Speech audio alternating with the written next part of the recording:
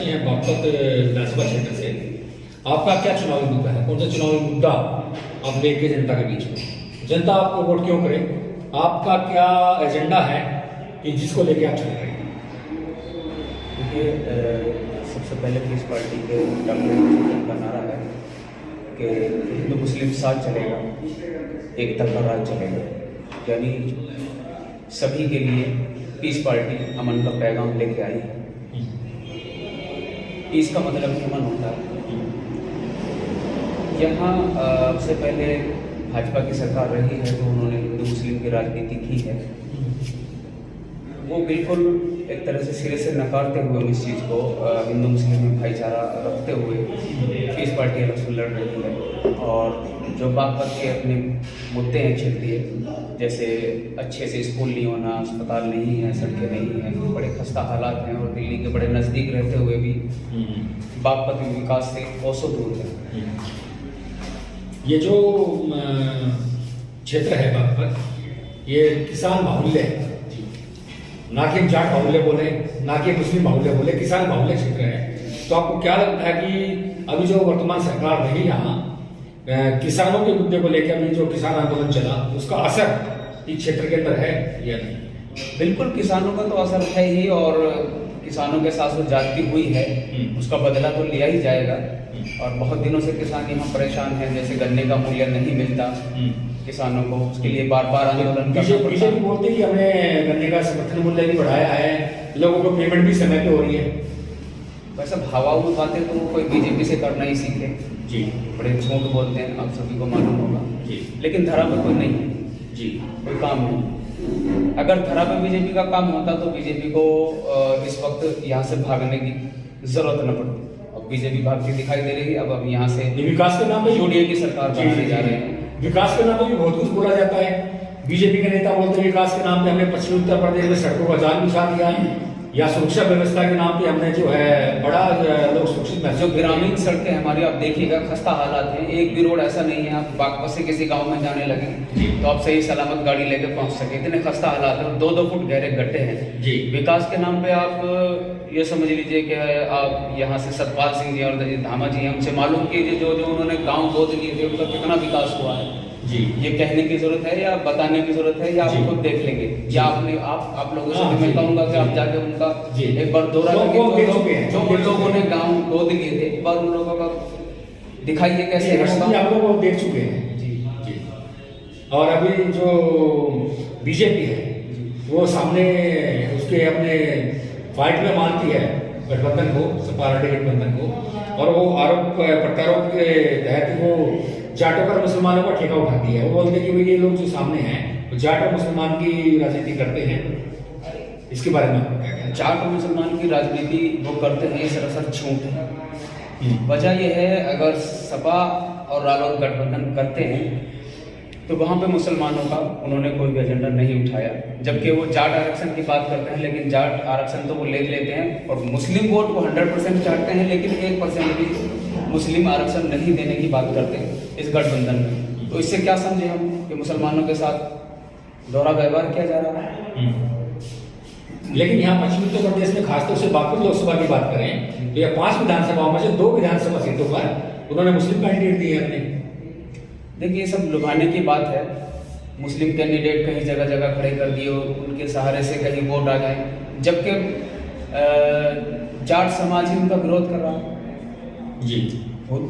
जाट भी उनको वोट नहीं देने को तैयार क्योंकि वो मुस्लिम प्रत्याशी हैं इसलिए। लेकिन सपा आरटी गठबंधन तो बोलता है कि 100% जाट हमारे भी आ रहा है।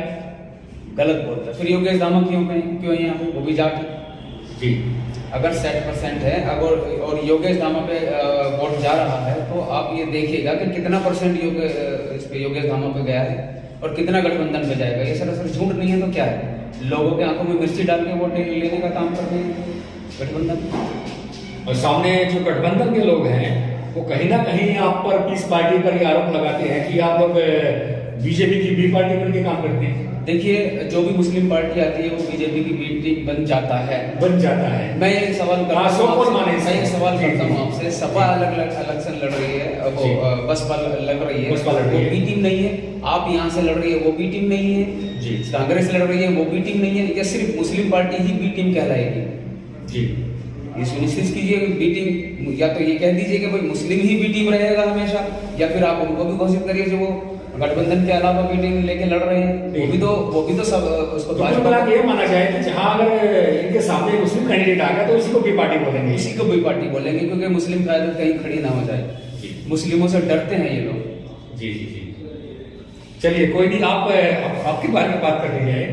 अगर बागपत लोकसभा के विधानसभा के लोग आपको यहाँ से बहुमत देके विधानसभा भेजते हैं, तो यहाँ के लोगों के लिए आपकी क्या योजनाएं हैं? कौन ऐसे कार्य हैं, कौन सी चीज है जो आपके मन में बाकी? देखिए सर, अब क्या मैं यहाँ बिल्कुल जमीन से जुड़ा हुआ हूँ जी। मैं यहाँ हवेली में बैठ के मैंने नाश्ता नहीं जी। किया। और आप थोड़ा सीधे तौर पे निशाना जो हवेली वालों लगाते हैं, सपा आरएलडी जो लगाते हैं, सीधे कुछ आप बीजेपी के बारे में कुछ बोलेंगे? हवेली अगर यहाँ 40 साल तक विधायक रह सकती है तो सीधे तौर पे किसे कहूँ मैं?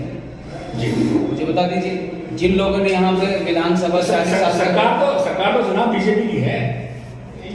बीजेपी अकेला विधायक अकेला चुनाव तो भाड़ नहीं फोड़ सकता। सर भाड़ नहीं फोड़ सकता, मैं जी, बता देता हूँ। जी। जिन लोगों ने 30 से 35 साल तक यहाँ पर विधानसभा पर राज किया है, बिल्कुल। उन लोगों का भी जवाब देने का हक बनता है। बिल्कुल। उन लोगों ने हमारे हाथों में कलम क्यों नहीं दिया, बिल्कुल, बोलना चाहिए। ताकि हम लोग पढ़ सकते थे। जी, जी। हमारे आने वाली नस्लें कहाँ जाएंगी? जी। आज तक भी मुसलमान के नाम पे कॉलेज नहीं है। मुसलमान की लड़कियां कहाँ पढ़ने जाएंगी? मुस्लिम जी। जो गर्ल्स हैं वो कहाँ पे हाँ, जाएंगी? उसका तो अब देखिएगा, मुस्लिम नहीं चाहता कि वो कहीं किसी और दूसरी जगह पे भेजे। हम नहीं समझते कि सुरक्षित है हमारी बेटियां। अगर बेटियों को सुरक्षित करना था तो एक कॉलेज कम से कम बेटियों के नाम के 12th तक तो देना चाहिए था। चलिए कोई नहीं, आपके मन में रश्मि, आपके मन में रोष है तो होना भी चाहिए। इतने साल जो है आपके समाज के नेता यहाँ रहे, उन्होंने समाज के लिए कुछ नहीं किया। बहुत सारी चीजें मैं गिनाना चाहता हूँ, लेकिन आप सवाल कर देते हैं तो मेरा दर्द कहाँ आप सुन पाएंगे। जी, जी, जी, जी। मेरा तो बागपत से जुड़ा हुआ हूँ, जमीन से उठा हुआ हूँ, बिल्कुल एक मजदूरी तबके का मैं बच्चा हूँ। और उठ के मैंने सामना किया है इन लोगों का, किसी दुख और दर्द की वजह से ही किया होगा। ये लोग वो नहीं दे पाए समाज को जो देना चाहिए था। इन लोगों को हमने ठेकेदार बनाया था और इन लोगों को जिम्मेदारी दी गई थी। तो जिम्मेदारी किसके ऊपर बनती है कि हमारे मुसलमान भाई ठेली लगाएं या उनको कोई रोजगार मुहैया ना कराया जाए, यहाँ पर कोई ऐसा रोजगार पैदा ना किया जाए। चलिए रशीद भैया, एक सवाल यहाँ बहुत अच्छा सवाल है कि यहाँ खड़ा होता है कि आप अभी बोल रहे हैं कि भाई 30-35 साल आपके समाज के ठेकेदारों ने सीटों पर राज की, 5 साल से वो चेंजिंग है जी। तो आप 30-35 साल की जो तुलना है इस 5 साल से करें तो आपके हिसाब से वो करेगा अच्छा है? ये 5 साल भी जीरो रहे हैं जी। ये 5 साल भी जीरो रहे हैं जी। ये कोई दो राय नहीं कि इन 5 साल को गिनना बेकार है, क्योंकि ये हिंदू मुस्लिम की राजनीति करते हैं। ये मुद्दों की राजनीति नहीं कर पाए। अगर ये मुद्दों की राजनीति करते तो शायद 5 साल में कुछ कर देते जी। सिर्फ हिंदू मुस्लिम की अगर राजनीति करेंगे तो कोई भी यहाँ कुछ नहीं कर पाएगा। हम ये समझते हैं कि सर्व समाज को साथ लेकर अगर राजनीति की जाए और सबका भला किया जाए तो इस देश का, इस मुल्क का, बागपत का, सबका कुछ विकास हो सकता है। रशीद जी, आप किसकी राजनीति करेंगे? वो हिंदू मुस्लिम की करेंगे, वो जाट मुस्लिम की करेंगे, आप किसकी राजनीति? देखिए, पीस पार्टी में सभी लोग हैं। जैसे हमारे संजय गुर्जर जो प्रदेश अध्यक्ष है, नेगी महाराज राष्ट्रीय प्रवक्ता है, और डॉक्टर अयूब सज्जन साहब ने सभी को साथ लिया है, सब समाज को साथ लिया है। हम अहकामी इलाही और निजाम मुस्तफा को लेकर काम कर रहे हैं, जिसका मतलब ये होता है कि पूरी इंसानियत के लिए शांति और न्याय का काम करें।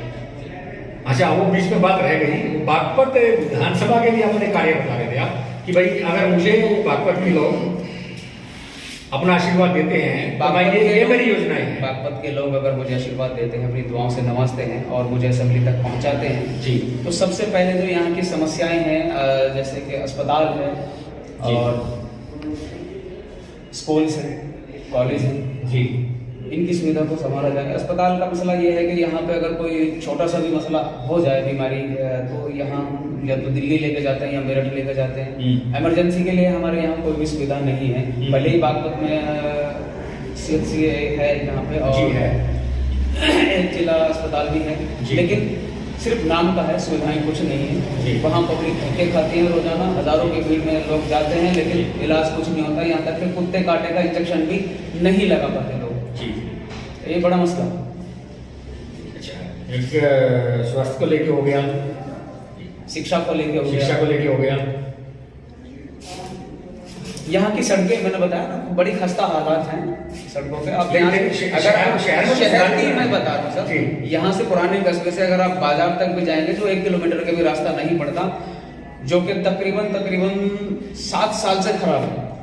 बल्कि पिछली योजना में वो बनी थी जो यमुना की तरफ निकलता है, यमुना की तरफ जब निकलता है जी, 10 साल से लेकर वो अब तक बिल्कुल खराब पड़ा हुआ है। और जो माल उसमें लगा था बिल्कुल घटिया माल था, हम लोगों ने इसका विरोध भी किया था, लेकिन इतना घटिया माल लगाया कि वो 2 महीने के बाद में छिन भिन हो गई सारी रोडियाँ, और अभी तक वो एज इट इज ऐसे टूटा हुआ, उसको रिपेयर करने का भी काम नहीं किया। चलिए अब अंतिम पड़ाव पे हैं हम लोग। एक चीज मैं एक चीज और कहना चाहता हूँ, यहाँ पर हमारे एक बिरादर हैं कौम कुरैशी जी, उन लोगों का व्यापार यहाँ के राजनेताओं ने ठप कर दिया, और अब कुछ प्रशासनिक लोग ऐसे भी हैं जो वहाँ पे हफ्ता वसूली करने जाते हैं। उनका मीट का कारोबार था, बिल्कुल एकदम ध्वस्त कर दिया गया। अब वो खाना खाने से भी तरस रहे हैं, अपनी रोजी रोटी के लिए तरस रहे हैं। अब ये बताइए वो लोग कहाँ जाएं, क्या करें? किसी के घर में डाका डालें, चोरी करें?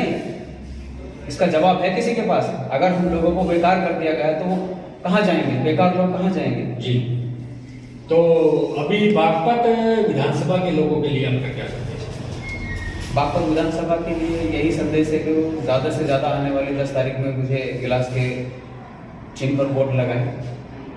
कांच का गिलास चुनाव चिन्ह है, उसके सामने वाला बटन दबाकर भारी मतों से विजयी बनाएं।